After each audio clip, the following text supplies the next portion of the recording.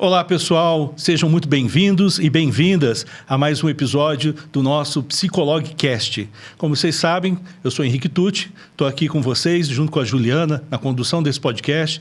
E quem nos sustenta aqui, quem nos dá a oportunidade de levar muito conhecimento até vocês, é a Faculdade Psicolog, que nesse ano, em especial 2025, completa 20 anos de história. Muito importante vocês acompanhem, vejam todas as novidades, constituição do nosso grupo de pesquisa, que também agora será a base fundamental para o lançamento do nosso mestrado, e também muitas outras novidades que vocês vão poder sempre acompanhar, que a gente está trazendo, inovando em todos os momentos, principalmente porque nós temos uma responsabilidade muito grande, né? O Psicolog, há 20 anos, foi uma das instituições fundadoras do ensino da análise do comportamento no Brasil. E aqui, hoje, a gente completa essa missão, ampliando o nosso conhecimento, ampliando o que nós levamos até vocês. E também nos apoia a plataforma de cursos Onde Aprendo. E com vocês agora, mais um episódio incrível. Vai ser, tenho certeza, muito bom, né, Juliana? É isso aí. Sejam bem-vindos, então, a mais esse episódio do PsicologCast. E hoje a gente tem o prazer de receber a Brisa Burgos. Muito obrigada, Brisa, por ter vindo aqui para falar com a gente. A Brisa, ela é psicóloga, ela é formada na Universidade de Fortaleza, ela é mestre e doutora em saúde mental pela Faculdade de Medicina da USP de Ribeirão Preto. A Brisa também é especialista em DBT e TCC e treinadora da BITEC e da DBT Brasil. É fundadora e coordenadora dos programas de DBT em sistema público, ADRI do IPQ da USP, e no sistema privado, através da Levice. A Brisa tem formações complementares em GPM, TCC e em DBT. É fundadora e diretora da Levice e também ela é professora e supervisora em várias pós-graduações, incluindo a nossa pós-graduação aqui na FAPES de Psicologia Clínica. Brisa, mais uma vez, muito obrigado por estar aqui com a gente. Muito bacana. Eu agradeço o convite de vocês. É sempre um prazer estar com você, Henrique, com você, Juliana, e sempre aqui nas coisas da FAPES. Então, tenho certeza que hoje a nossa conversa vai ser muito legal e as pessoas vão saber um pouquinho mais sobre DBT. E acho que é um dos pontos principais aí das minhas missões aí enquanto psicóloga, informar as pessoas sobre DBT e dar acesso a esse tratamento. Bacana. Brisa, então vamos começar lá do início. Eu gostaria que você falasse um pouquinho por que você escolheu a psicologia, né? A psicologia, ela entrou na minha vida desde muito cedo. Eu sempre gostei de lidar com pessoas, eu sempre gostei de ouvir pessoas. Na minha história de vida, eu tive que amadurecer muito cedo, ali, minhas autorresponsabilidades vieram muito cedo. Então, desde pequena, eu decidi, assim, aos 10, 11 anos, eu já falava que queria ser psicóloga. E quando o vestibular chegou, na época, foi só consagrar isso e escolher aquela carreira que eu tinha escolhido desde a infância, na verdade, né? Então, teve muito a ver com as minhas afinidades. Sempre gostei muito de história, filosofia, entender o porquê das coisas. E eu acho que a psicologia, ela traz a gente para isso, né? Entender o comportamento humano. Então, desde pequena, essa era uma vontade que eu tinha, entender o comportamento humano. E dentro da graduação, o que é que te levou para ir para a área da psicologia clínica? Como é que surgiu o interesse pela TCC? Assim, eu tenho uma paixão pela TCC desde a graduação mesmo e pela DBT também. Mesmo que quando eu me formei lá em 2013, 14, a DBT ainda não tinha tanto espaço no Brasil, mas eu já gostava de DBT. A minha paixão pela terapia cognitivo-comportamental, pela DBT, pelas terapias baseadas em evidência, veio da minha vivência com uma orientadora de graduação, que é a Catarina Nívia, que fez mestrado em Ribeirão Preto, na época. E eu gostava muito de pesquisa, eu sabia também que eu queria seguir a carreira docente. E a Catarina disse, então eu vou te ensinar os caminhos das pedras, né? E eu comecei a fazer iniciação científica com ela no quarto semestre. No quarto semestre eu comecei a atuar dentro de um ambulatório de dor, que também era uma das minhas linhas aí de pesquisa. Meu mestrado foi nessa área, né? E aí, conhecendo um pouco os pacientes, eu vi que o TCC funcionava, mas a gente tinha muitos pacientes com transtorno da personalidade comórbido ali também, e eu via que faltava alguma coisa. Então, desde o quarto semestre, convivendo com esses pacientes, atendendo de alguma forma esses pacientes, ali no serviço ambulatorial, foi surgindo o interesse pelas terapias baseadas em evidência. Antes não se falava muito disso, né? Mas se falava muito da análise do comportamento, da TCC, da DBT, e eu fui estudando e enveredando por essas áreas. Quando eu formei, eu vim fazer um curso de verão aqui em Ribeirão Preto. Na psicobio. Na psicobiologia, que foi onde eu fiz o meu mestrado. E ali eu não saí mais. E dali eu não saí mais daqui. Elegi Ribeirão Preto a cidade que iria me formar, fazer a minha carreira acadêmica acontecer. E a USP de Ribeirão, como a minha mãe, né? Então, me mudei para cá, vim com minha malinha, sem nada. Fiz amigos, que hoje são família para mim.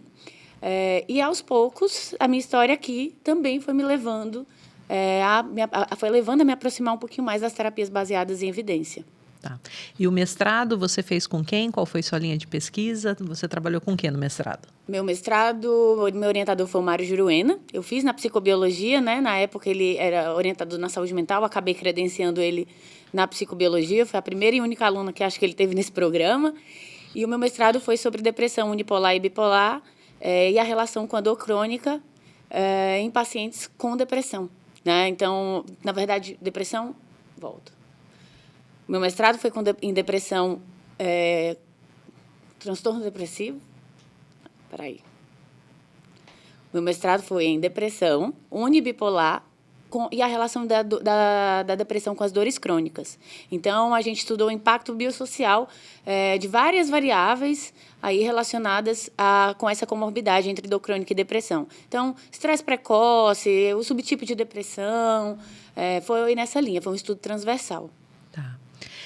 Você terminou o mestrado e já começou o doutorado ou teve alguma coisa aí no meio do caminho? Eu tive um intervalinho ali de uns 6 meses, porque eu acabei trocando de orientadora, né? O meu orientador foi embora nessa época, foi morar em Londres, e aí eu acabei mudando de orientadora. Eu concluí o doutorado com a doutora Flávia Osório, na USP de Ribeirão, e o meu estudo foi mais na linha do que eu gostava mesmo, né? Que era o transtorno borderline e os efeitos da ocitocina, o uso da ocitocina intranasal.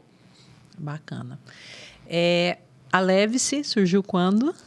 A Leve-se surgiu no meu coração há muito tempo, né? Mas eu já desempenhava um trabalho com os residentes na Faculdade de Medicina de Ribeirão Preto, né? Ensinava eles um pouco do que eu aprendi ali quando eu fiz o treinamento intensivo de DBT em 2017. E a DBT, como eu falei, ela surgiu, o meu interesse por ela desde a graduação. Então, a Leve-se foi algo muito natural. Foi uma forma de divulgar a DBT, foi uma forma de ensinar as pessoas a DBT. A Leve-se nasceu com uma estagiária, que era a Larissa, né? Então, eu quis ajudar a Larissa durante a graduação e queria que ela se formasse já sabendo sobre terapias baseadas em evidências. Então, ela me ajudava montando as minhas aulas, estruturando meus materiais. E ela aprendia, né? E eu ensinava. E, quando ela formou, ela já formou preparada para atender. A mesma coisa foi com o Otávio. O Otávio foi um residente meu de psiquiatria, né? Que eu treinei ele desde o primeiro ano de psiquiatria. Eu e a Cristiane adotamos ele, é um residente que a gente confia.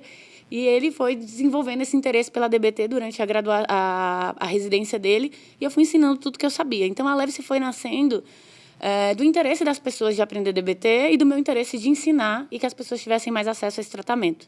Hoje, a gente tem mais gente no time, né? Hoje, a gente tem 20 pessoas trabalhando com a gente, entre psiquiatras e psicólogos, e a gente tenta oferecer esse tratamento baseado em evidências com o maior rigor possível, né? Bacana. Acho que a gente está desde o começo falando DBT, mas vamos lá para o... Mas antes eu só fazer um adendo, que eu acho que a gente fala muito dos intercâmbios, né, acadêmicos importantes, e a Leve-se está em Ribeirão Preto, São Paulo. E a Leve-se precisa abrir a filial Fortaleza para a gente fazer um intercâmbio com Fortaleza. Não vai voltar para Fortaleza a Leve-se também? Olha, Henrique, talvez um plano futuro. Na verdade, eu acho que é uma grande responsabilidade treinar times, né? Treinar pessoas para que elas, de fato, ofereçam um treinamento baseado em evidências, né? Quando eu falo de DBT, eu lembro muito do meu pai, porque meu pai falava para mim, são vidas. No trabalho dele, ele tinha que atender lá o telefone de madrugada e eu falava, não faz isso, é madrugada. E ele dizia, são vidas, minha filha, se eu não atender, alguém pode morrer. E DBT, a gente não está 100% disponível toda hora, eu acho que esse é um dos maiores mitos da DBT. A gente tenta preparar o paciente para que ele possa lidar com a vida dele mesmo sem ter acesso, mas é difícil treinar terapeutas DBT com acurácia, que realmente levem a sério. Então, talvez estender para... Hoje a gente tem sede de Minas, tem pessoas atendendo em alguns outros lugares do Brasil, mas eu acho que o plano de Fortaleza vai demorar um pouquinho mais. A gente precisa de mais gente estruturada lá para que isso possa acontecer. Muito bom. Não, bacana. Quem sabe, se você é de Fortaleza, quiser ensinar DBT, aprender DBT, atender em DBT, procura a gente. Muito bom. Bacana. Então, vamos voltar um pouquinho, né? Que a gente está falando DBT o tempo todo. Eu queria que você começasse a explicar o que é a DBT, né? Quais foram os objetivos iniciais do desenvolvimento da DBT? Perfeito. Bom, a DBT é, na verdade, a terapia comportamental dialética.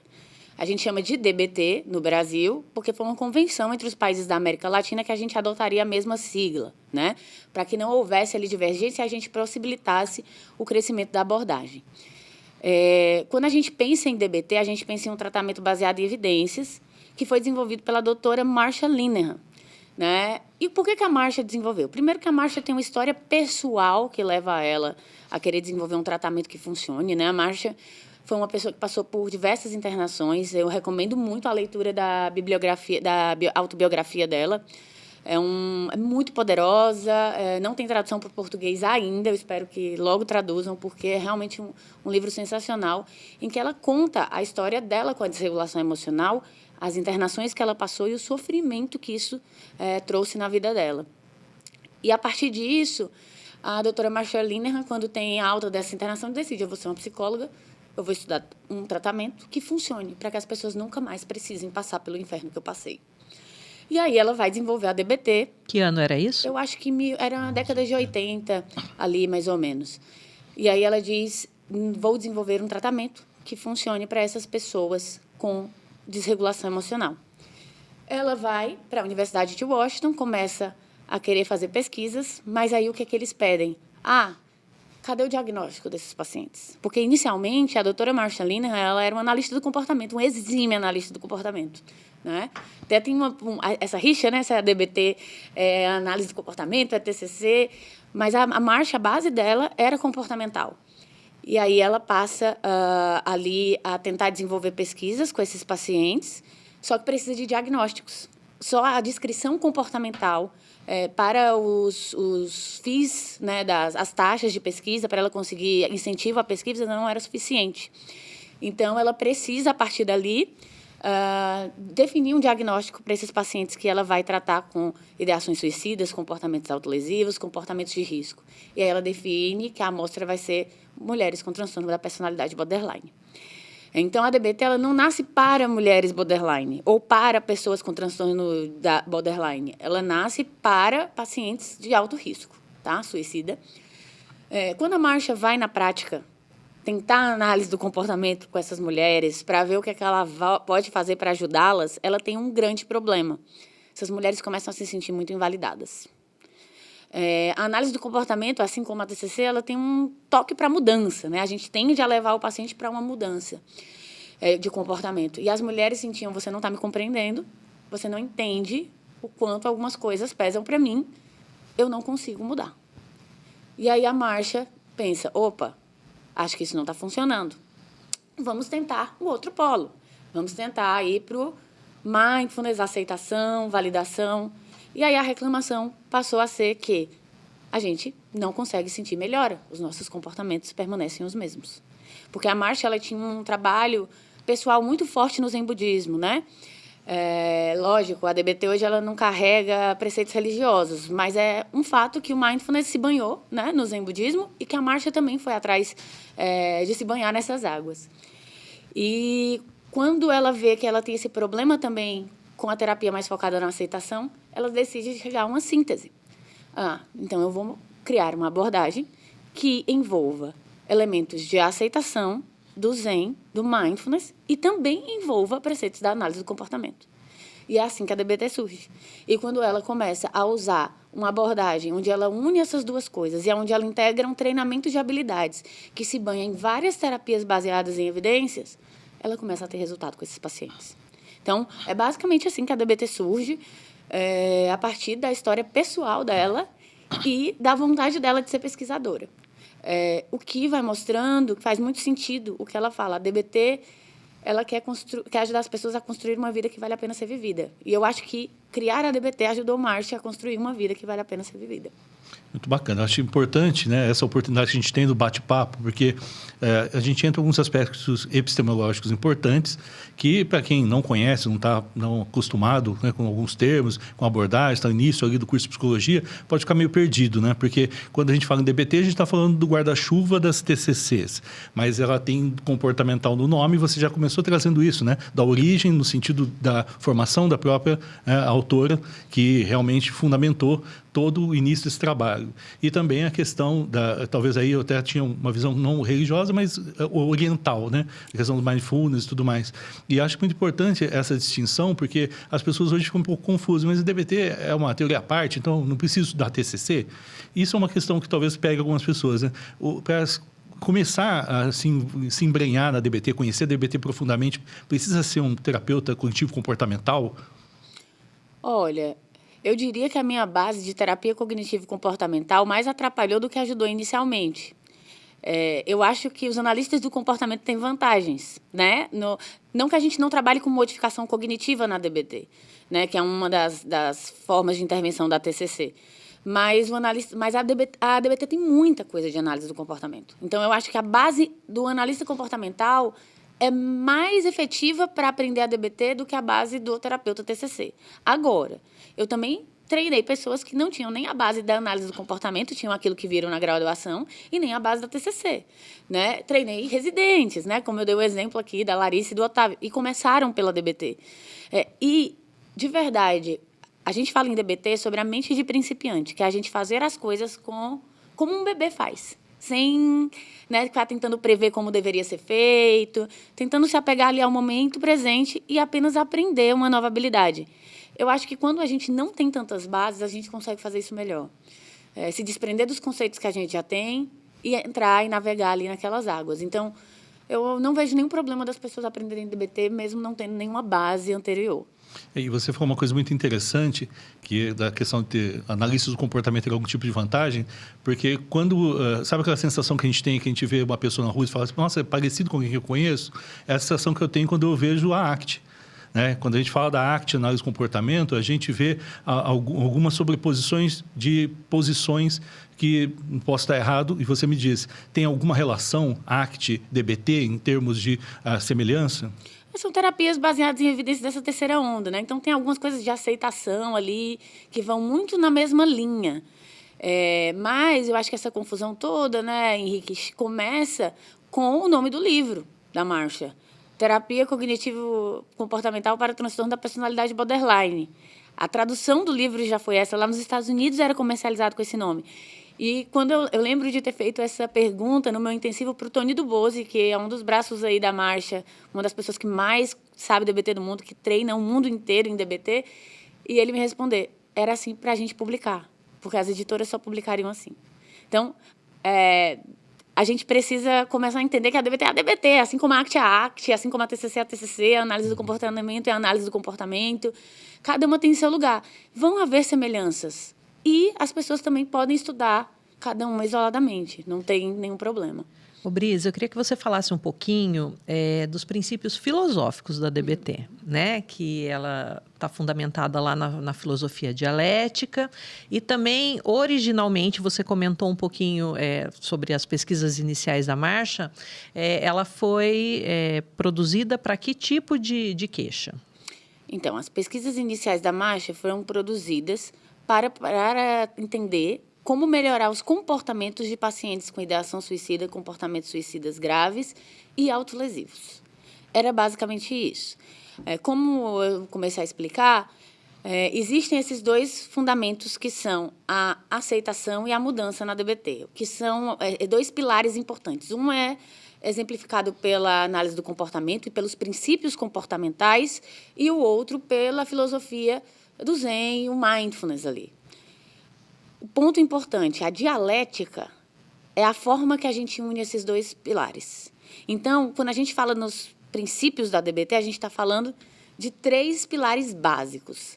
Mindfulness, que é a aceitação, a mudança, que é o pilar da análise do comportamento e dos princípios comportamentais, e um terceiro pilar, que é a síntese disso, que é a dialética. Então, quando a gente entende a DBT, a gente entende que precisa ter noção desses 3 pilares, para que a gente tenha uma visão abrangente do tratamento. A DBT é uma abordagem baseada em princípios. Ela não é uma abordagem baseada em protocolos. Isso é muito importante que as pessoas entendam. Exato. Porque muitas vezes elas acham que é seguir o protocolo.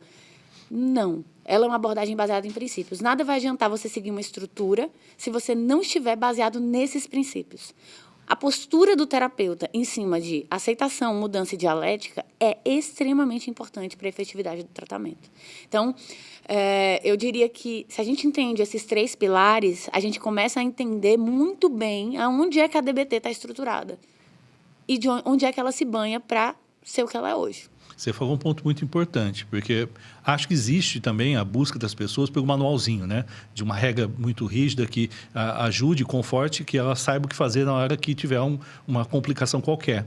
E realmente existe uma visão de que, né, é um protocolo muito rígido, e essa visão que você traz, né, de pilares, de princípios, ela acho que liberta muito a pessoa no sentido de poder enxergar com outros olhos na DBT.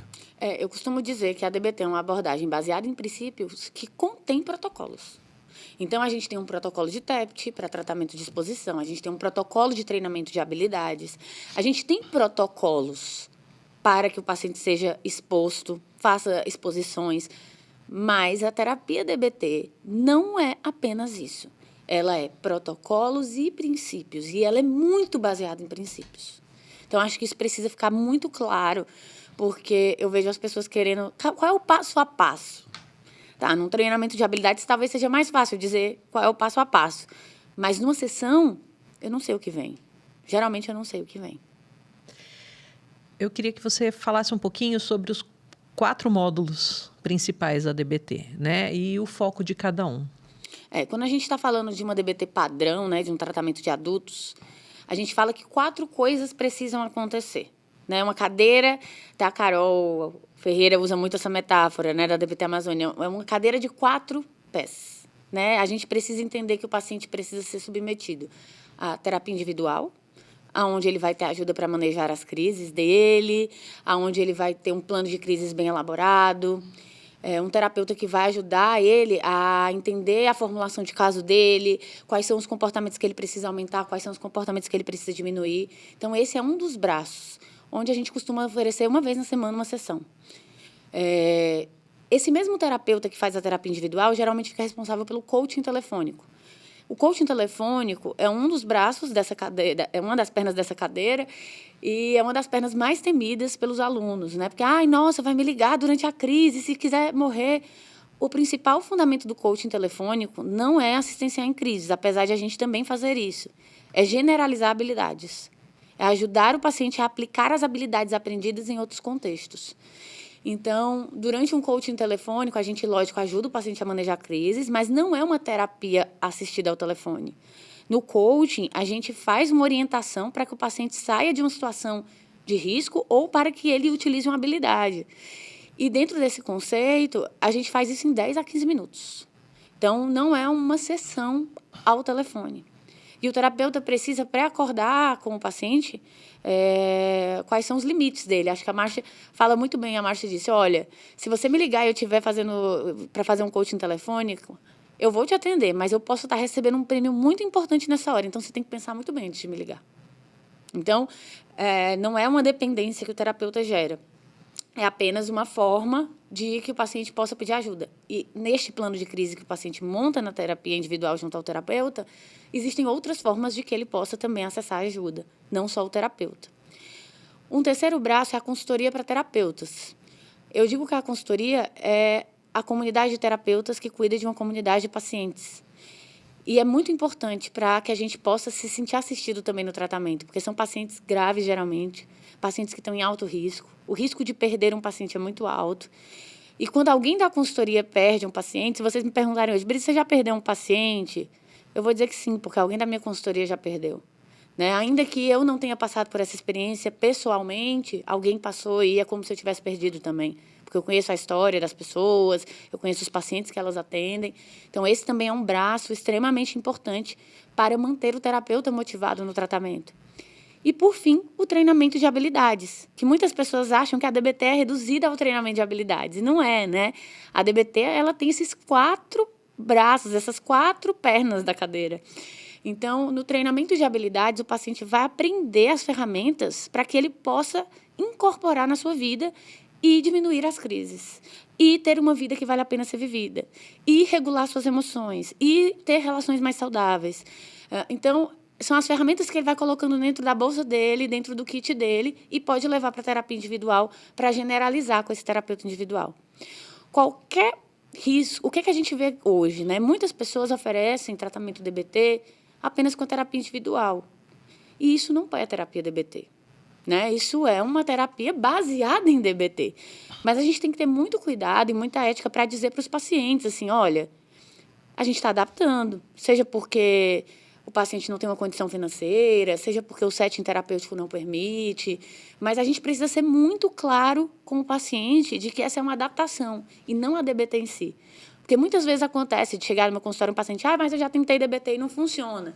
Aí quando você pergunta, a pessoa só fez terapia individual, a pessoa nunca fez um treinamento de habilidades. Ou a pessoa fez um treinamento de habilidades, mas não fez junto com a terapia DBT. E aí você vai vendo que as falhas de tratamento não são do modelo em si, de tratamento da DBT, mas de como ela foi gerenciada. Quando a gente fala também em outros contextos, por exemplo, no ambulatório de adolescentes, lá que eu faço parte, a gente aplica a DBTA. Então, além desses 4 braços, existe mais um braço, que é o de orientação de pais. Né? No atendimento de adolescentes, isso é muito importante. Tanto as sessões conjuntas de pais e filhos, como um treinamento multifamiliar e as orientações de pais. Então, depende de quem você está atendendo, de qual é o público, mas é muito importante que a gente tome cuidado com as adaptações que a gente vai fazer. Que a gente tenha em mente que a DBT em si são esses 4 braços, e qualquer adaptação disso precisa manter as funções de tratamento. Se não mantém, não é DBT. Muito interessante, quando você coloca, né, esse desafio que as pessoas percebem do coaching telefônico, né, e obviamente isso está muito relacionado ao quanto a pessoa, né, se preparou, quanto ela estudou a respeito para poder ter essa segurança, mas acho que as pessoas talvez não tenham essa clareza porque talvez não estejam olhando em profundidade com as características desse paciente, de que tem uma desregulação emocional importante e a função nesse momento daquele coaching, né? Perfeito, Henrique. Eu acho que é exatamente isso. A gente pouco olha para a função do comportamento do paciente e acho que quando a gente não olha para a função, é difícil ter que ser compassivo mesmo com o paciente que está te ligando o tempo todo. E, às vezes, é tão interessante porque já aconteceu de o meu celular tocar 30 vezes e ser um paciente que eu não podia atender por conta da formulação de caso dele. Né? Então, a gente tem que tomar cuidado com essas interpretações. Todo mundo segura gelo, ou todo mundo atende o telefone de todo mundo. Não é assim, a gente tem que olhar caso a caso. A DBT trabalha com uma coisa que a análise do comportamento faz muito bem, olhar a função do comportamento. E se a gente não olha para a funcionalidade daquilo que o paciente faz, da intensidade, da frequência, da topografia, a gente não vai entender como é a intervenção que a gente deve utilizar. Então, até com essa questão do coaching telefônico, eu lembro muito bem nesse dia que essa paciente me ligava 30 vezes, era um comportamento que eu estava colocando em extinção, porque ela não ligava para fazer coaching. E meu marido olhar para mim e dizer, nossa, seu telefone está tocando muito. E eu disse para ele, pois é, e eu estou sofrendo, mas eu não posso atender. Então, às vezes, é sobre a gente fazer uma coisa que é contra-intuitiva ou contra-emocional, né? Eu gostaria de atender, eu gostaria de ajudar, né? Enquanto terapeuta, talvez o meu domínio de autossacrifício vá falando aí, né? Eu quero, mas eu não devo fazer isso por conta da função do comportamento desse cliente. Então, a gente ter essa noção é muito importante. Eu vejo as pessoas também querendo aplicar a DBT, utilizar a DBT, mas não olhando para a função do comportamento, querendo simplesmente usar as habilidades de uma forma qualquer, né? Vamos jogar habilidade, vamos ensinar. Tá, mas às vezes você está ensinando o paciente a dissociar ainda mais com essa habilidade, ou a se distrair de uma coisa que ele está evitando e que ele tem que olhar. Então, a gente precisa entender como um todo como é que é o funcionamento. Uma coisa acho que é importante para quem tem interesse em trabalhar com DBT, e que você acho que já deixou claro, que a DBT vai além de é uma situação, é um procedimento que eu vou aplicar nessa sessão com esse paciente. Eu acho que quando alguém se prontifica a ser um terapeuta DBT, ele tem uma série de coisas, de protocolos que ele precisa seguir. Você diria hoje que uma pessoa que se propõe a trabalhar com DBT, ela deveria exclusivamente fazer DBT? Olha, Ju, eu não diria isso, porque eu não faço. Então, eu não falaria que sim, porque eu acho que DBT é a ferramenta certa para alguns pacientes. Você pode escolher trabalhar só com DBT se você decidir trabalhar só com pacientes do perfil que a DBT atende, que são pacientes com autolesivos, internações múltiplas, pacientes com ideação suicida e comportamentos suicidas graves, desregulação emocional. A DBT é a terapia padrão ouro para desregulação emocional pervasiva. É um modelo específico para isso. Se você está atendendo um paciente com ansiedade leve, eu não vejo a necessidade de que a gente use o DBT, inclusive nem é a primeira escolha. Né? É melhor a gente tratar ele com uma outra ferramenta que a gente tem, né? Uma análise do comportamento, uma TCC, que vai ter um efeito positivo dentro daquele quadro, sem o desgaste do terapeuta e do paciente que a DBT tem. Por que eu digo desgaste? Querendo ou não, a DBT hoje é uma abordagem que até as sessões dos terapeutas costumam ser mais caras. Por que isso? Porque é uma abordagem que exige mais do terapeuta, mais disponibilidade, treinamento de habilidades, coaching telefônico, consultoria. Tudo isso é algo que está ali no tratamento, é necessário. E quando eu estou falando de um paciente com ansiedade, talvez ele não precise de tudo isso. Então, eu não diria que deve ser exclusivamente. Eu até gosto de ter uma agenda variada, porque isso faz com que eu não fique com tantos pacientes me exigindo fora da sessão. Mas eu diria que a gente tem que ter cuidado com a ferramenta que a gente oferece para cada paciente. Existem pacientes que vão se beneficiar da DBT e existem pacientes que não necessitam da DBT. Então, a gente precisa estar muito atento na hora de formular o caso, na hora de compreender a função comportamental, para indicar aquela ferramenta que, de fato, funciona para aquele paciente. E eu acho muito interessante você colocar isso, e talvez até adiantando um pouco questões que a gente estava já pensando em conversar a respeito, que existem outras, né, contextos, outros pacientes que se beneficiam bastante da DBT, houve uma ampliação, né, compreendendo que haveria eficácia em outros contextos. E até as pesquisas, quando você falou de ansiedade, eu vi pesquisa de ansiedade e o uso da DBT em caso de ansiedade. Né? Como você falou, não é a primeira escolha, mas tem muitos benefícios o paciente que recebe DBT também para outros diagnósticos, né? Eu costumo dizer, Henrique, que treinamento de habilidades beneficia qualquer ser humano. Então, assim, qualquer paciente seu, ou você, Juliana, qualquer pessoa que possa treinar as habilidades de DBT vai se beneficiar na vida.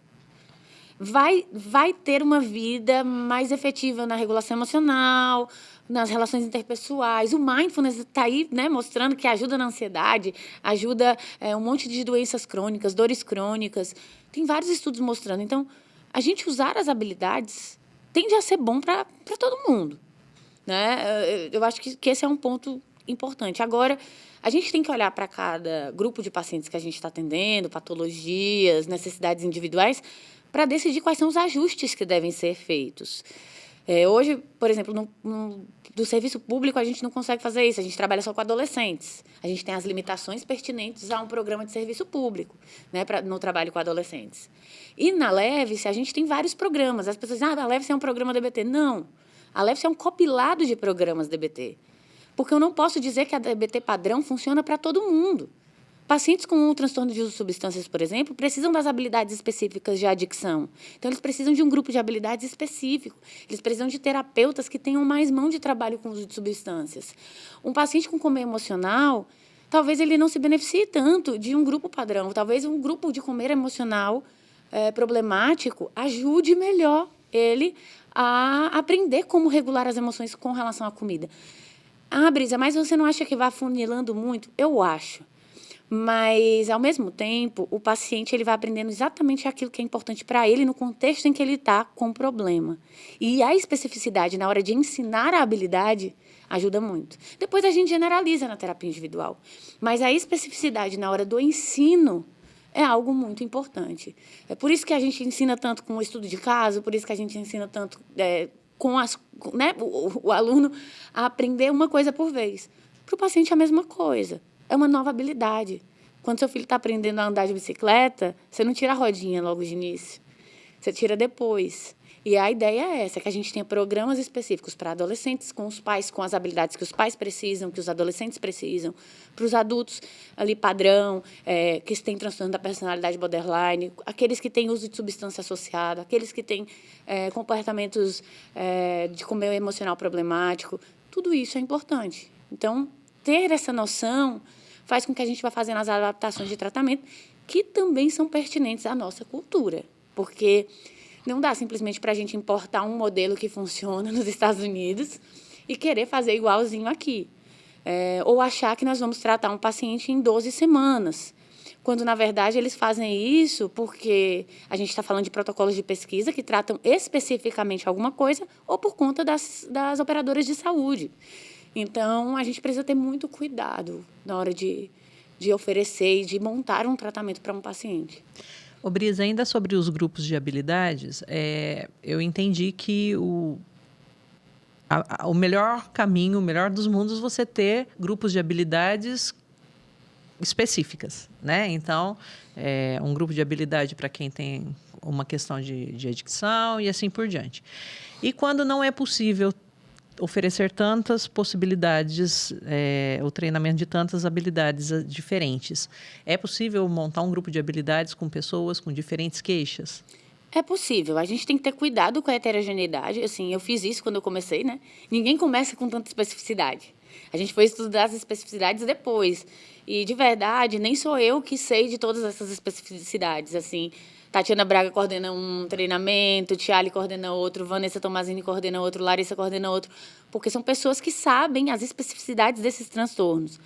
Mas é possível, contanto que as queixas ali estejam alinhadas, o objetivo do grupo funcione para todo mundo. Como é um protocolo, não há problema. Não há problema, contanto que isso fique muito claro. Vão ser pessoas de queixas heterogêneas. Vai ser um grupo misto, vai ser um grupo aberto ou um grupo fechado, vai ser um grupo online ou presencial. Isso precisa estar muito claro, para não interferir na motivação e na adesão dos pacientes durante o processo. Então, não há nenhuma limitação na literatura. Quanto mais homogêneo, aí eu estou falando não pela DBT, mas estou falando pelos processos de grupo, quanto mais homogêneas são as pessoas, mais vínculo elas vão formando. Ainda que o treinamento de habilidade ele não seja uma terapia, ele é um treinamento, as pessoas vão formando alguns vínculos. É legal de se ver. Todo grupo é terapêutico, exatamente. Né? Então, eu, assim como qualquer outro grupo terapêutico, né? Não psicoterápico, mas terapêutico, eu acho que é muito importante essa homogeneidade, assim, ajuda bem na vinculação. Aproveitando que a gente está falando da questão dos pacientes, depois podemos falar até dos terapeutas, mas existe também a questão da habilidade de tolerância. Como que isso pode contribuir para o tratamento daquela pessoa? A gente fala de um módulo de tolerância ao mal-estar, que é ensinado no treinamento de habilidades. São várias habilidades, nem todas são vistas no treinamento padrão. Por exemplo, existe um módulo de habilidade de tolerância ao mal-estar focadas em adicção, que só é visto no treinamento de habilidades para pessoas que têm transtorno por uso de substâncias e adicções. Faz mais sentido para aquele grupo. Exatamente. Que se eu colocar uma habilidade, por exemplo, de abstinência dialética no módulo, num treinamento padrão, talvez os pacientes digam, mas isso não faz tanto sentido. Construir pontes destruir pontes e construir novas, talvez não faça tanto sentido. Mas a habilidade TIP, por exemplo, que é uma habilidade que fala de mudança, alteração da fisiologia corporal, quando esses pacientes estão em crise, ou uma habilidade de distração, como, por exemplo, segurar gelo. As pessoas falam muito que gelo é TIP, gelo não é TIP, gelo é distração. Então, o paciente segura o gelo e distrai de uma dor, ou de uma vontade de se cortar, ou de uma crise iminente de ligar para alguém. Uma habilidade stop, são habilidades que você coloca no plano de crise do paciente também, vai treinando com ele no treinamento, mas também na terapia individual, para que ele possa generalizar. Porque o que eu vejo muito, o treinamento de habilidades em DBT, ele é responsável por ajudar o paciente a adquirir a habilidade e fortalecer. Mas é papel do terapeuta individual a generalização dessa habilidade.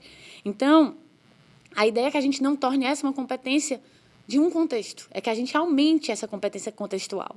né?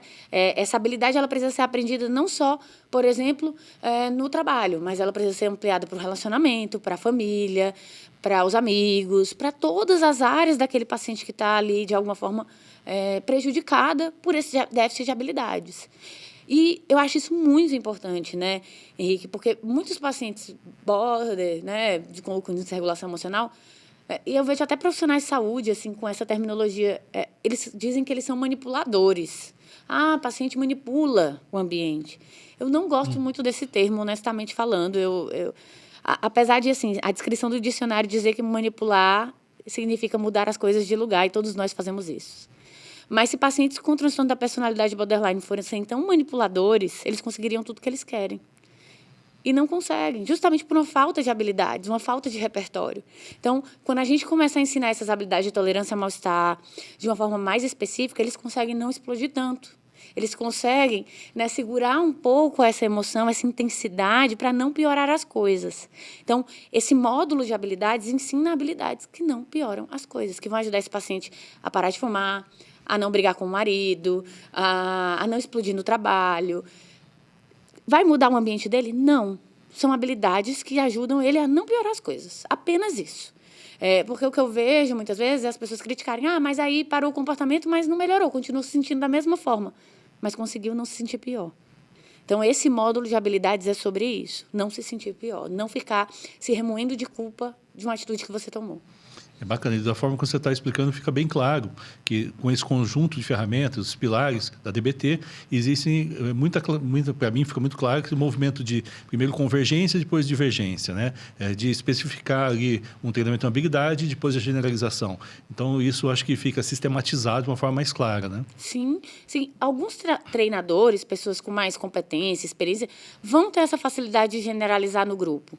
Mas é raro, tá? E, assim, não se pode esperar isso de um treinamento de habilidades, porque um treinamento é feito para várias pessoas, é um grupo de treinamento. Eu não tenho como especificar para um e não especificar para outro. Então, é generalizado mesmo. Assim, a gente dá a ideia geral da habilidade. Muito bacana. E como que os pacientes normalmente reagem ao modelo estruturado da DBT? Você acha que isso acaba influenciando a adesão do paciente à terapia? Eu acho, Ju. Eu acho que sim. E eu acho que a gente precisa entender, logo no pré-tratamento, a DBT tem um período que a gente chama de pré-tratamento, que são as primeiras 4 semanas. Eu brinco com os pacientes, na Leves, inclusive, que ninguém casa no primeiro dia. Então, ninguém escolhe um terapeuta e um tratamento no primeiro dia também. A gente namora, a gente fica, a gente conversa com a pessoa.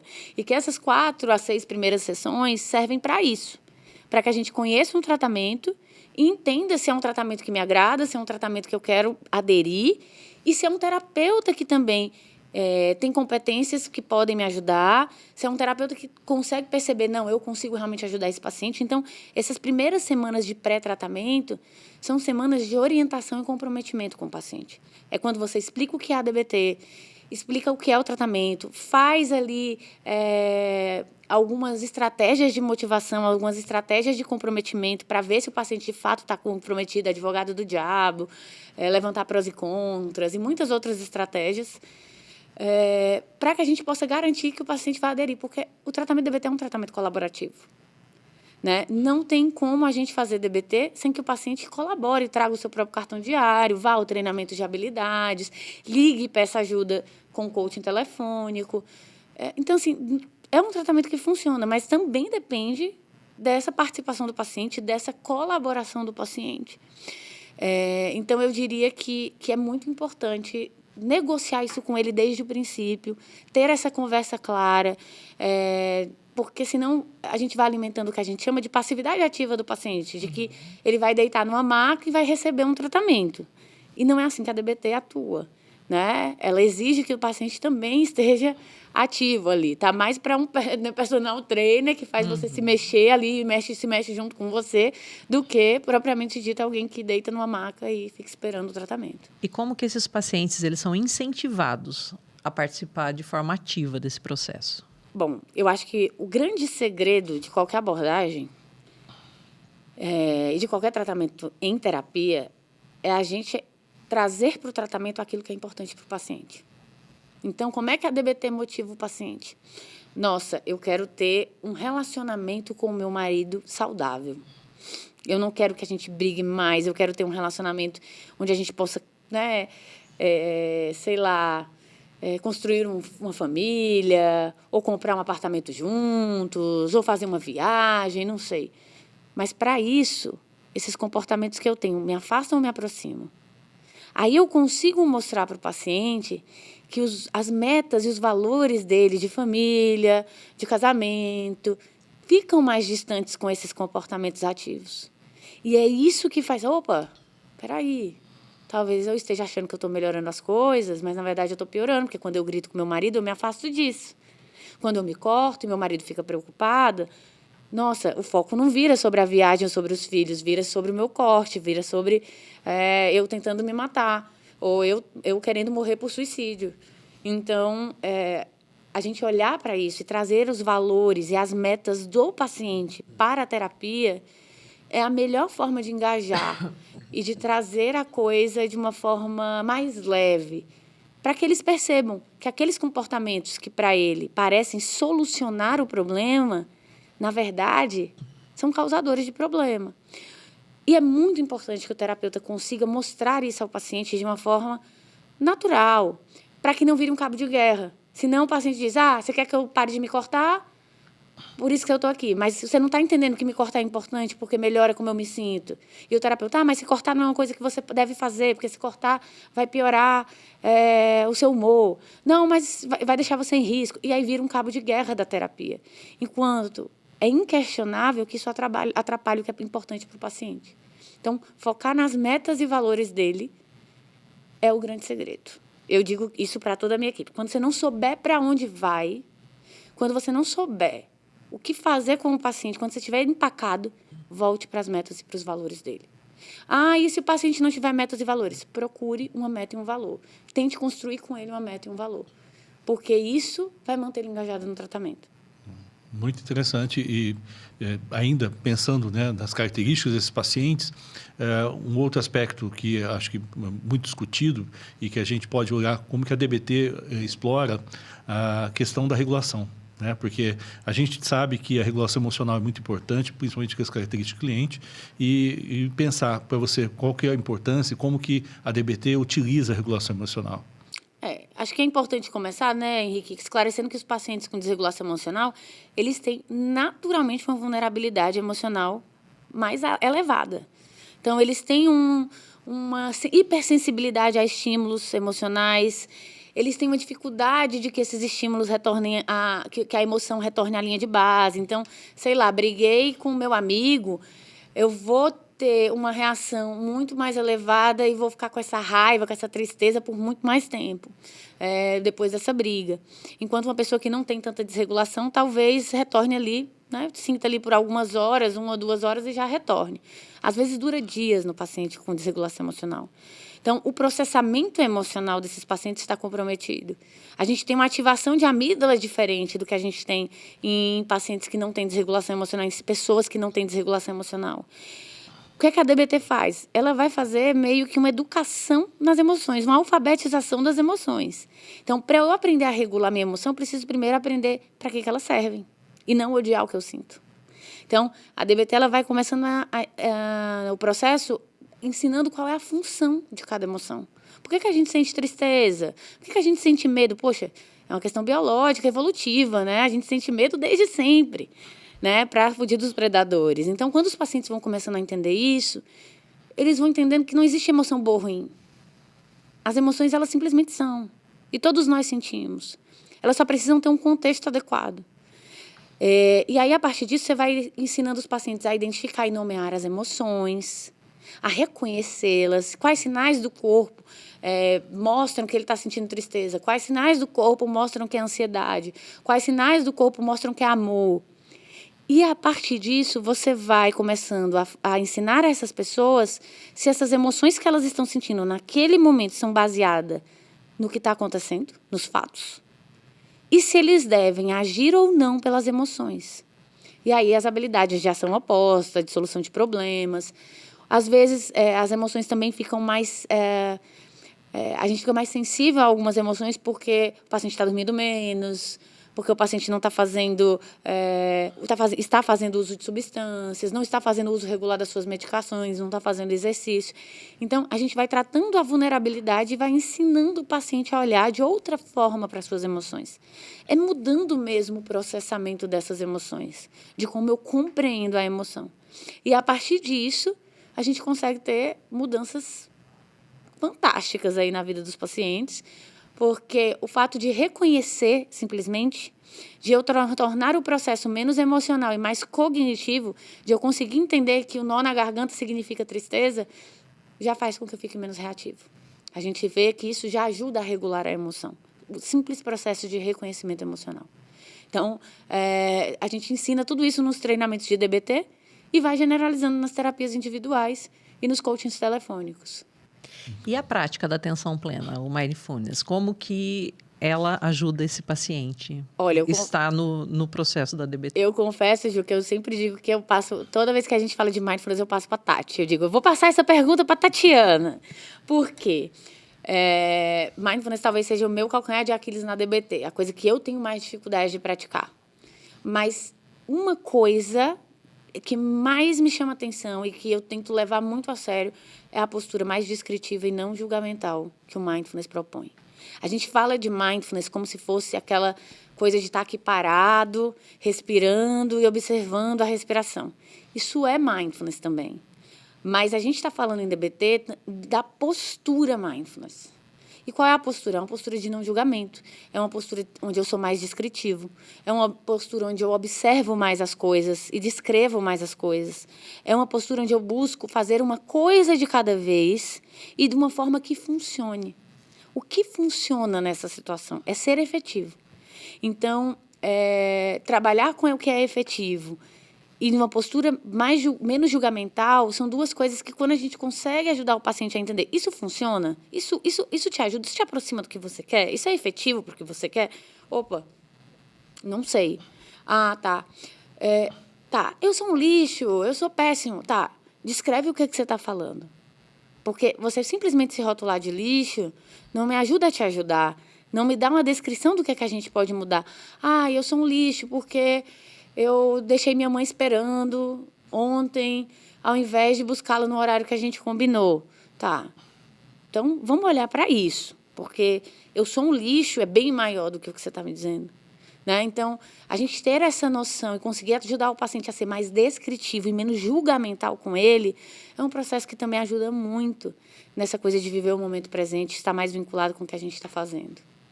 Como você disse, tem muito a ver com a cultura oriental, a questão do zen, né, daquele momento presente. E realmente eu acho que no dia a dia as pessoas começam a perceber a aplicação em diversos contextos. Acho que acaba sendo uma ferramenta também muito importante do DBT. E a gente falou de uma outra ferramenta, o en passant, né, agora há pouco, que eu acho que talvez tenha uma importância muito interessante, né, que são os diários. Né? Como que funcionam esses diários? São diários de monitoramento, né? Fala para a gente, dentro do contexto da DBT, e qual é a função e a importância para o cliente. A gente chama de cartão diário em DBT. Eu costumo dizer que o cartão diário é o que direciona a sessão. Porque se o paciente marca lá no cartão diário, você, na verdade, usa o cartão para monitorar os alvos de tratamento. Então, quais são aqueles comportamentos que eu preciso aumentar e aqueles comportamentos que eu preciso diminuir de frequência. Dentro desses alvos, eu posso monitorar, por exemplo, os comportamentos, vamos supor que é um paciente DBT padrão, um paciente com desregulação emocional, autolesivos, ideação suicida, se teve ou não brigas com o irmão, que talvez possa ser ali o grande problema, o grande estressor, e se ele teve ou não comportamentos de usar a medicação de forma não prescrita. Você monitora e aí, quando o paciente chega na sessão, ele traz esse diário da semana e você olha os alvos. Opa, teve autolesivo? Teve. Então, eu vou ter que entender a função disso. Por que esse paciente foi se autolesionar? O que levou ele a se autolesionar? Ah, não teve autolesivo, mas teve briga com o irmão, que eu sei que é um preditor de autolesivo. Opa, peraí, deixa eu entender essa briga. E é ele que direciona para onde é que a gente vai levar a sessão. A gente tem que ter muito cuidado, porque DBT sem cartão diário não tem muita estrutura, não tem para onde a gente ir muito com o paciente. A ideia é que, se o paciente não faz o cartão diário, não está motivado para fazer, você faça com ele em sessão. Você faça com ele logo no início da sessão, você condiciona a sessão. Esse é um dos problemas que a gente estava discutindo essa semana na Leves. No sistema público, a gente tem mais facilidade de condicionar a sessão ao... trouxe o cartão, a gente faz sessão. Não trouxe... Mas o paciente, quando a gente está falando de uma clínica privada, é um pouco mais difícil, né? É um pouco mais desgastante para a gente conseguir engajar. E muitos pacientes a gente vira e diz, se você não traz o que a DBT pede, talvez a gente tenha que mudar o tipo de tratamento. Vamos fazer um bom manejo clínico, que é uma abordagem que talvez despenda de menos estrutura do que a DBT. E também funciona, é efetiva para pacientes com desregulação emocional. Então, vamos tentar uma outra coisa, mas não vamos fingir que a gente está fazendo o que a gente não está fazendo. Aí você redireciona o tratamento do paciente com uma outra linha de tratamento, né? Eu acho que esse é o ponto, é a gente entender ali o cartão diário como uma ferramenta de orientação para o cliente, para o terapeuta, sobre os comportamentos do cliente. E eu tenho um paciente que me dá um feedback, paciente de uso de álcool, e ele registrou por muitos anos. E aí ele entrou no estágio 3 de tratamento, a gente parou de registrar, né, o uso do álcool, e recentemente ele tinha voltado a beber, e aí ele disse, vamos voltar, né, porque eu sinto que quando eu olho para o papel e vejo o que eu estou registrando, eu vou tomando consciência do que eu estou fazendo. E aí eu vou naturalmente diminuindo o processo de consumo do álcool. Então, o cartão diário, ele é uma ferramenta para o terapeuta e ele também vai conscientizando o paciente de que, esse comportamento está acontecendo, esse comportamento está se repetindo. Às vezes, quando eu não quero ver que um comportamento está se repetindo, eu tendo a evitar fazer o cartão. E aí eu preciso sinalizar isso para o paciente. Mais uma vez, ver a função desse comportamento. Né? Exatamente. É sempre na função. A gente está sempre focado na função do comportamento. Você está a todo momento dizendo que a DBT ela é focada em ajudar o paciente a fazer aquela pausa, né, e refletir antes de agir, antes de agir impulsivamente, principalmente. Fala um pouquinho como que a DBT trabalha com a impulsividade e com a tomada de decisão. Então, acho que as habilidades de tolerância ao mal-estar ajudam muito nisso, mas, de verdade, a DBT ela se propõe a ajudar o paciente a construir uma vida melhor e mais leve, né? Uma vida que vale a pena ser vivida. E, para isso, é só a gente parar para pensar. Quando a gente toma atitudes impulsivas, será que isso aproxima ou afasta a gente da vida que a gente quer ter? A maior parte das vezes, afasta a gente da vida que a gente quer ter. E aí, quando a gente consegue conscientizar o paciente disso, a gente vai vendo a necessidade de trabalhar esses comportamentos impulsivos. Aí vão entrar a gama de estratégias da DBT. Eu vou expor o paciente às emoções que eu preciso expor, eu vou fazer manejo de contingência, se eu precisar, para que ele não seja tão impulsivo. Então, meu impulso é de mandar uma mensagem para o meu chefe me demitindo. Tira o celular de perto, né? Vamos mudar, vamos tirar o celular de perto e se distrair com a outra coisa. Eu vou unindo as intervenções. Eu costumo dizer que essa é a dança da DBT, quando você deixa de conseguir fazer só uma intervenção e consegue ir linkando as intervenções. Eu tiro o celular de perto, eu coloco o paciente para usar uma habilidade de distração, depois faz um mindfulness, depois faz um dear man para o chefe dizendo que não gostou. Está mais focado naquilo que aproxima ele do que ele quer. Então, quando a gente vai vendo os impulsos como obstáculos para a vida que a gente quer ter, essas intervenções vão sendo casadas naturalmente a partir dos comportamentos que a gente deseja modificar na vida desse paciente. E a maior parte dos pacientes com transtorno da personalidade borderline, desregulação emocional, eles têm um impulso realmente muito elevado. E nesse tempo todo, você tem muita experiência, não só nos seus atendimentos, mas também na supervisão. E teve algum caso que te marcou, no sentido de, tanto da questão da aplicação da DBT, transformação que ela proporcionou, mas também tenha te marcado? Henrique, acho que tem vários casos que me marcam. Assim, uma das perguntas mais difíceis de responder é quando perguntam, Brisa, qual foi o caso mais difícil que você atendeu? Eu sempre digo que é o próximo. Essa é mais fácil. Essa para mim já está claro. O mais difícil não é o que já passou, é o próximo. Mas existem vários casos que eu posso dizer que a gente vai sentindo a transformação na nossa vida, sabe? Eu já chorei várias vezes com o paciente vendo transformações, assim, em DBT. Terapeuta não pode chorar com o paciente. Eu choro. Inclusive, quando os pacientes me contam situações muito difíceis, para mim é terapêutico que eu possa chorar o que ninguém chorou por eles, não de uma forma desesperada, mas demonstrar minha tristeza de que ele tenha passado por isso. Mas, na Leves, a gente já teve vários casos de recuperação de uso de substância, né, que conseguiram ali, de alguma forma, largar totalmente o uso de substância. A gente tem pessoas que chegaram assim, com a vida devastada, sem trabalho, e foram fazer psicologia depois, porque querem ser terapeutas DBTs. A gente tem pessoas que chegaram, adolescentes que chegaram assim, com histórias de trauma, que precisavam, por exemplo, usar substâncias para poder ter relações sexuais, porque por conta da história anterior tinham pareado os estímulos e conseguiram superar esses traumas.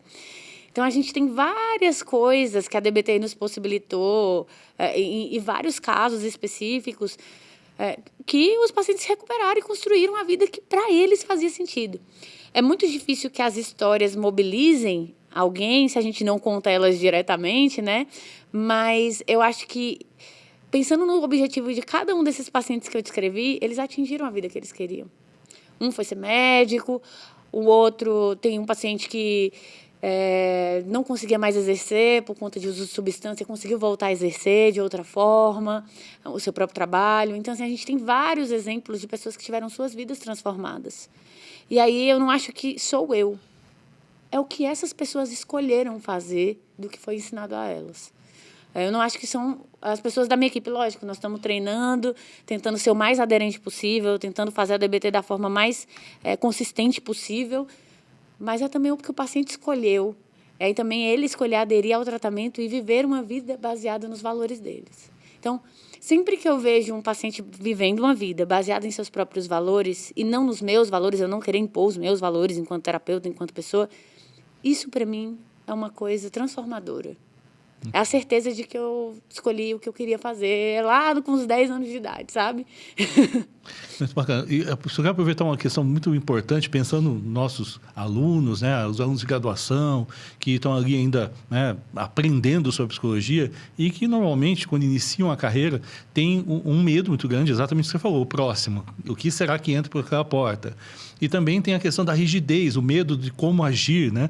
E você falou um exemplo muito bonito, que eu acho que é importante, porque mostra que você falou, eu cheguei numa sessão.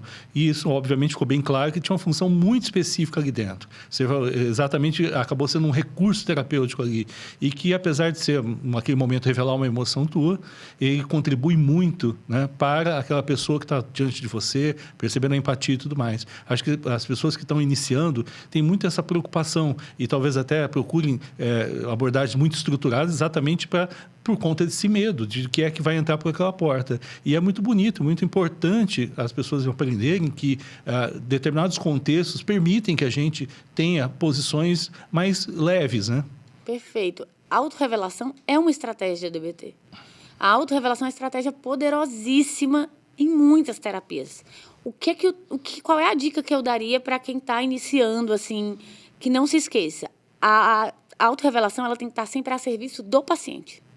Tem que ser, não porque eu estou contando uma historinha da minha vida pro meu paciente, é porque aquilo... pró-relação terapêutica. Pró-relação terapêutica. Aquilo ali está acontecendo. A FAP faz isso muito bem, né? Eu estou fazendo isso, estou te revelando isso, porque eu sei que para você faz muita diferença. Teve uma autorrevelação, né? Alguns até vão criticar, mas que eu fiz para um cliente que ele me fala que mudou a vida dele. Ele tinha uma situação em que a mãe tinha mudado de estado, com eles pequenos, para ser doméstica. Depois a pessoa ficou muito bem de vida, esse cliente que me procurou. E ele dizia, eu tenho muita raiva da minha mãe, porque ela me abandonava para cuidar de outras pessoas e criar outras pessoas. E aí eu falei para ele, a sua mãe cuidava de mim. Aí ele, oi? Eu disse, alguém como a sua mãe cuidou de mim para sustentar o filho dela. E para ajudar com que ele fosse formado e tivesse a carreira que ele tem hoje. Esse paciente disse para mim que isso mudou a vida dele. Então, a gente tem um vínculo super bom, ele até hoje volta, faz umas sessões de manutenção, já teve alta, mas eu falei isso porque eu sabia que era a serviço dele. Não era eu querendo falar alguma coisa da minha vida para ele. E eu estava super regulada. Então, as dicas que eu daria para um terapeuta iniciante é sempre a serviço do paciente e esteja regulado para fazer uma revelação. Nunca uma revelação onde você está extremamente emotivo, onde você não vai conseguir lidar com o que vai vir de volta. Sempre a serviço do paciente e com você regulado. Então, eram as dicas que eu daria. Maravilhoso. Brisa, fala um pouquinho para a gente como que a DBT ela é utilizada no tratamento de comportamentos suicidas e autolesivos. sempre com todo esse aparato que eu te falei. Eu brinco, né? E é uma forma nada sutil de falar o que a DBT faz, que a DBT é a UTI das terapias.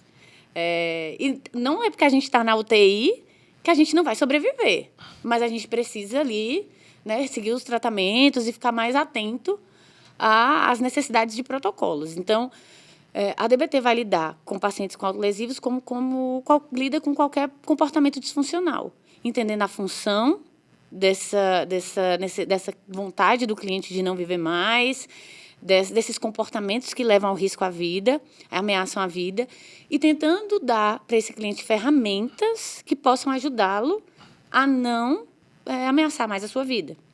Então, aí a gente junta todos os braços, né, da DBT, treinamento de habilidades, terapia, coaching telefônico, consultoria, e a gente começa a dar instrumentos para esse paciente a partir do cartão diário, vendo quais são os comportamentos que ele mantém e tentando interrompê-los. Sempre mostrando como esses comportamentos atrapalham aquilo que ele gostaria. Gente, eu costumo dizer, e eu acho que isso é muito importante assim, para quem está iniciando na DBT, o paciente ele busca no comportamento de risco uma solução para os problemas dele. Então, se a gente começar a olhar para isso de uma forma crítica, nossa, como alguém pode querer morrer? Como pode estar pensando nisso como solução? Foi só uma briga com a sua mãe, você está pensando nisso. Não, gente, é uma solução para acabar com um problema. E muitas vezes um problema que esse paciente não está vendo solução. Então, a ideia da DBT é que a gente possa ajudar esse paciente a lidar com esse problema. Ou solucioná-lo, ou quando não for possível solucioná-lo, aceitar. Aceitar a dor da perda de alguém, solucionar uma questão de relacionamento ou de insatisfação no trabalho. Tem várias questões. Uma questão de autoimagem, que também pode levar esse paciente a uma grande crise. Então, a gente precisa estar atento ao que está fazendo esse paciente, pensar nisso como solução. E acho que a gente vai encontrar uma diversidade muito grande de clientes e até por onde vivem, né? Pensando nessa questão, né, do acesso ao recurso da DBT, você acha que é possível a adaptação, ou se já é feita a adaptação para o modelo de atendimento online? Sim, eu acho que o online hoje, né, já tem alguns estudos mostrando, foram estudos pequenos, amostras bem, né, discretas, então a gente não consegue falar, assim, até por conta do poder amostral que, nossa, super efetivo. Mas a gente vê pequenas adaptações de DBT. Eu faço DBT, e aí eu posso falar da minha expertise clínica, né? A gente faz treinamento de habilidades online desde a pandemia. Isso deu acesso a inúmeras pessoas que não teriam acesso em suas localidades. Na cidadezinha do interior do Goiás, do interior do Ceará, a pessoa está lá fazendo treinamento de habilidades em DBT, onde ela está numa cidade onde não tem nenhum profissional que tenha treinamento em DBT. Então, a gente começa a entender que o acesso aumentou com o online, né? Foi ampliado. E que várias pessoas estão tendo a oportunidade de serem tratadas com essa ferramenta por conta dessa ampliação. Não vejo problemas. Eu acho que tem algumas dificuldades que a gente precisa estar atento ali na condução, por exemplo, de um grupo, que é câmeras fechadas, grupo de uso de substância, principalmente, né? Não dá.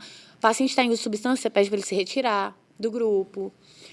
Então, tem algumas coisas ali, peculiaridades do online, que a gente tem que cuidar para manter o paciente mais motivado. Como é que você vai fazer essa motivação? Aí cada um tem a sua estratégia.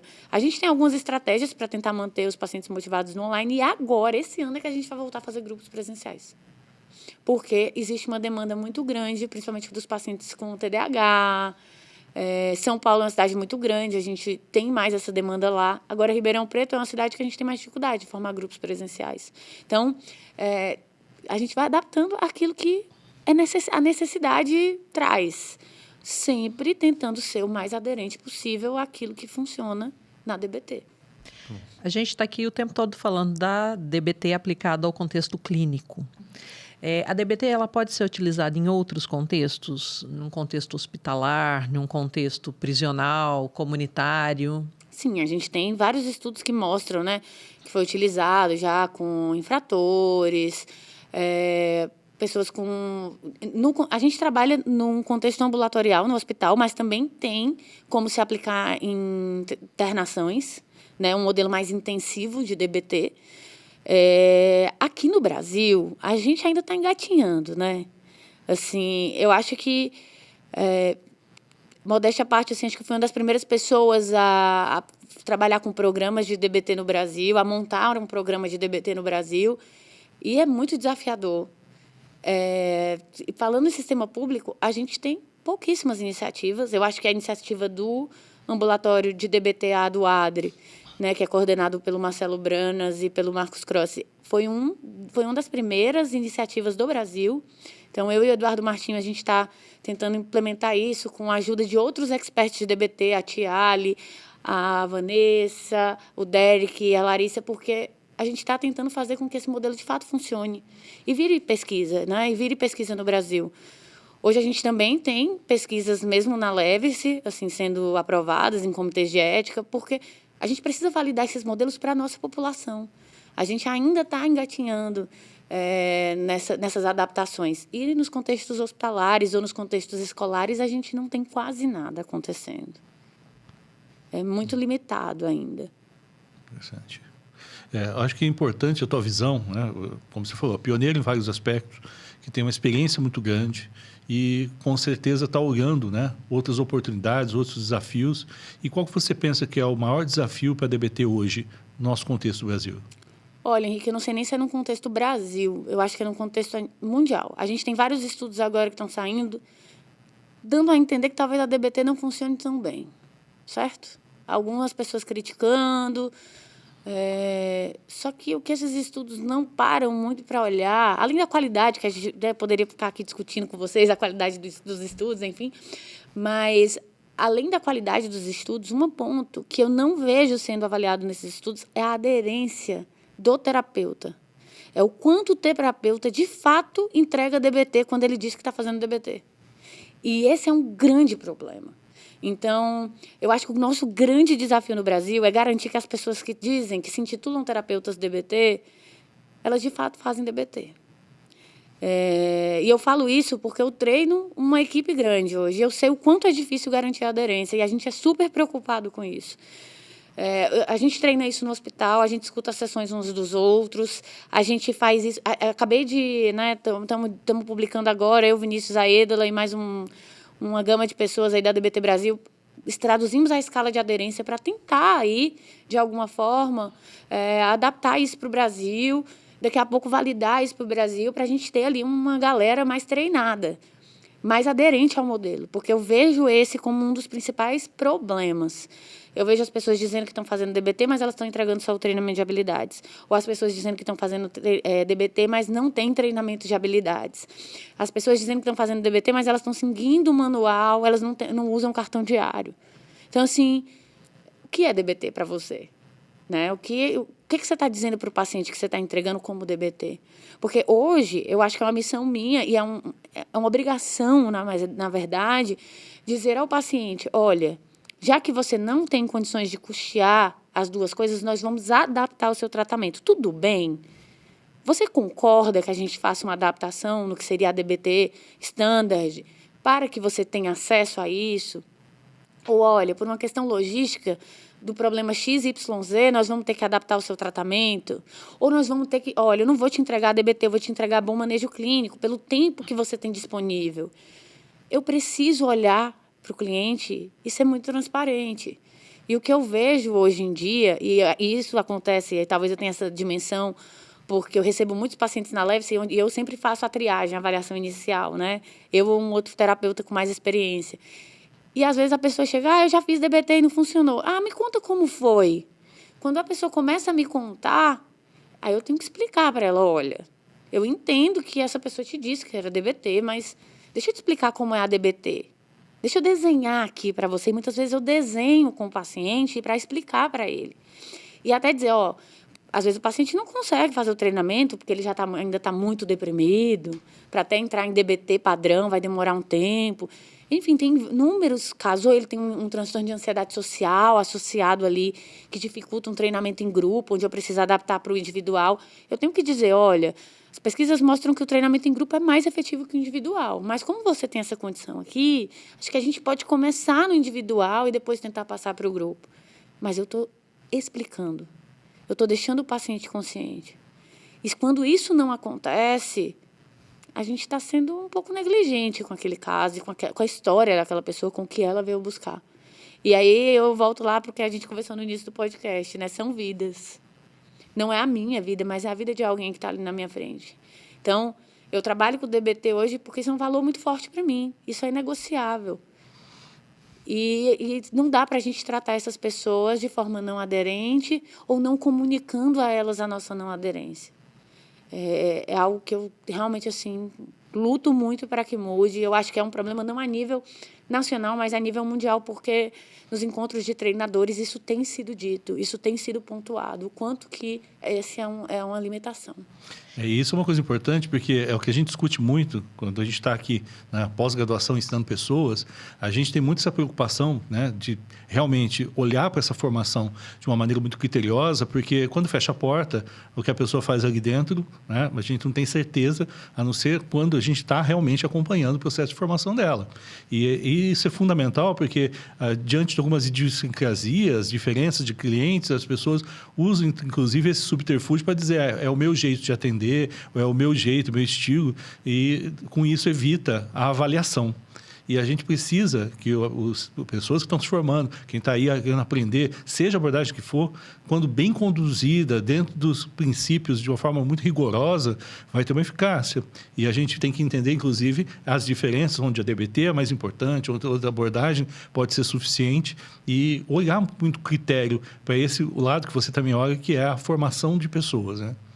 E eu acho que assim, você não dá conta do caso naquele momento, né? Às vezes você tinha um paciente aí de alto risco, você está no início da carreira. Eu entendo, gente, que é tentador você ficar com o paciente, mesmo sem saber manejar, até porque no começo da carreira a gente está ali, sem dinheiro, querendo manter nossa clínica funcionando, tentando ajudar pessoas, querendo ali sedento por casos. Mas se você percebe que você não tem um instrumento para tratar esse paciente, encaminhe, você vai ganhar outros 10 pacientes. Ô Brisa, então, para quem está interessado na DBT, para quem gostaria de ser um terapeuta que tenha condições e habilidades para trabalhar com tudo que a DBT oferece, qual que seria a jornada desse terapeuta? Eu acho que assim, a gente ainda tem uma jornada muito limitada no Brasil, assim. O que eu digo é, banhe nas fontes, leia bastante os livros básicos, porque mesmo para quem vai, por exemplo, para um treinamento internacional intensivo, que acontece uma vez no ano no Brasil, é importante que você já tenha lido a bibliografia. Se você não leu antes, lembre que nos Estados Unidos a metodologia costuma ser muito mais ativa do que aqui. Então, eles esperam que você já chegue lá tendo conteúdo, você vai lá tirar as dúvidas. Você não vai lá aprender exatamente o que eles estão falando. Então, estude por conta, veja muito conteúdo, veja esse podcast, assim como a gente está aqui conversando, tem muitos podcasts, tem muitos livros, tem muitos vídeos gratuitos no próprio YouTube, para que a gente possa acessar, né, nas plataformas aí. Então, busque conhecimento. 2, procure uma formação em DBT, seja um treinamento intensivo, uma pós-graduação, o que quer que seja, procure uma formação. E 3, procure bons supervisores, né? E outra, que eu acho que talvez até teria uma quarta. Em DBT a gente não trabalha sozinho. Procure um programa para você se filiar, ou procure alguém que possa te instruir a como montar uma equipe, porque, de verdade, gente, se eu não tivesse as pessoas que trabalham comigo hoje, eu não sei como eu faria DBT, eu não faria DBT. Eu não faria DBT, simplesmente porque você não faz DBT sozinho, até porque para fazer um treinamento de habilidades, a gente precisa de um co-líder, né? Se a Tatiana não tivesse comprado a ideia de fazer DBT lá em 2017, a gente não teria um grupo que rola desde 2017. Talvez é o grupo da dupla mais antiga do país, que acho que ninguém faz grupo desde 2017 juntos, sem parar, como a gente faz. Então, eu acho que não esteja sozinho. Treine pessoas, busque pessoas que estão treinadas, faça supervisão em grupo, faça grupo de estudos, procure suporte técnico. E também, né, tenha base nos princípios, treine as habilidades na sua vida, tá? talvez essa também seja uma grande dica. Dicas importantíssimas, Brisa. Então, se você é interessado em DBT, quer conhecer mais, em especial se você é de Fortaleza, estamos aqui fazendo a ponte com a Brisa para favorecer que a Leve-se cresça para Fortaleza também. Quero muito. Tenho essa vontade, né? E tem algumas famílias que a gente atende no online de lá que falam, porque vocês não têm gente aqui, gente para fazer manejo de casa. O manejo de casa é um braço da DBT que é super importante, né? E pouca gente faz, a gente tem equipe de manejo de caso. E aí falam, a gente precisa de gente aqui, porque está faltando isso no nosso tratamento. E a gente quer muito que a gente possa crescer mais e mais, mas sempre levando isso com muita seriedade e qualidade. Eu acho que isso também limita um pouquinho o tempo do crescimento. Bate-papo delicioso, mas, infelizmente... Vai valer a pena a gente voltar a qualquer momento, trazer as novidades à Leve-se e continuar desenvolvendo esse papo. Eu quero agradecer demais a tua disponibilidade de estar voltando aqui para Ribeirão, estar fazendo esse momento com a gente, que foi muito especial, muito importante para todo mundo. E espero que muita gente aproveite, assista, compartilhe, porque tem muito aprendizado. Obrigado, Isa. Eu que agradeço o convite de vocês, é sempre um prazer. Sei que vocês são muito sérios no que fazem, com esse podcast também. Agradeço a minha equipe, né, também, as pessoas que estão comigo no dia a dia, me ajudando a, de fato, entregar DBT de verdade, né? Não vou falar o nome de ninguém que senão posso esquecer. Mas quero agradecer a todos e eu espero que esse episódio possa ajudar as pessoas a se interessarem por DBT e ajudar mais pessoas a construírem uma vida melhor e mais leve. Obrigada, as nossas redes sociais estão aí. Quem quiser me encontrar é só seguir as coisas da Leve-se. Me encontram lá, de vez em quando eu apareço falando, não gosto muito não, mas apareço. E estamos disponíveis para qualquer dúvida. Muito obrigado. Então, agradecer também a todos que estão aqui acompanhando esse podcast. Muito importante que vocês não só sigam, mas se inscrevam nos nossos canais, compartilhem, acompanhem todas as novidades. Vai ter aqui na descrição não só os nossos canais, os nossos links, assim como também todos os links para acesso ao Leve-se e todo esse conteúdo. Então, curta, compartilhe, porque isso é importante para dar continuidade ao nosso trabalho. Muito obrigado a todos. Até o próximo.